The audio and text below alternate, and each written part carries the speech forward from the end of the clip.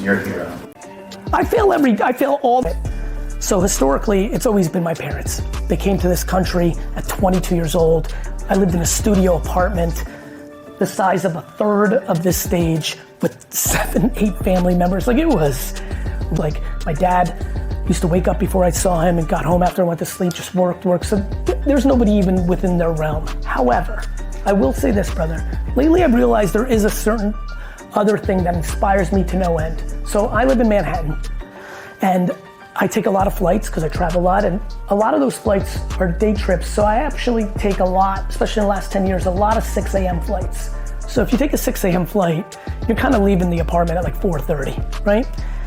And there's something that's just so obvious to me. When I'm leaving at 4:30, like today would have been a perfect day, when it's like dark and gloomy. And I live in a city and we're going to Newark or JFK or LaGuardia, so I'm driving through the city usually to get to one of the airports. And it's like 4:30 and like you just woke up, and even though I'd like to close my eyes in the car, I'm up. So like I'm just kind of like looking out the window. This is the scene that I just always, you kind of wipe off right? And I'm looking out the window. These humans, this is what gets me to gratitude. The amount of people I see, I'll just paint you the picture. That 52-year-old woman that I see coming out of the subway at 4:55 a.m. How do I deal with it? With 2 bags in her hand. And I start making up scenarios, brother. I'm like, man, she just lost her husband. I'm serious, this is what I do. This is back to mental training. What I'm training there is gratitude, right? This woman's, it's 4:55 in the morning. She's got 2 bags carrying shit.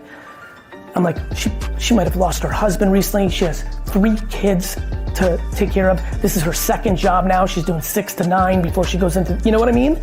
And it's just like, that person, the people out there that grin, like bite their tongue and just put their head down to provide financially and emotionally for their family with all sorts of adversity and don't complain. That person, bro, for me is number 1.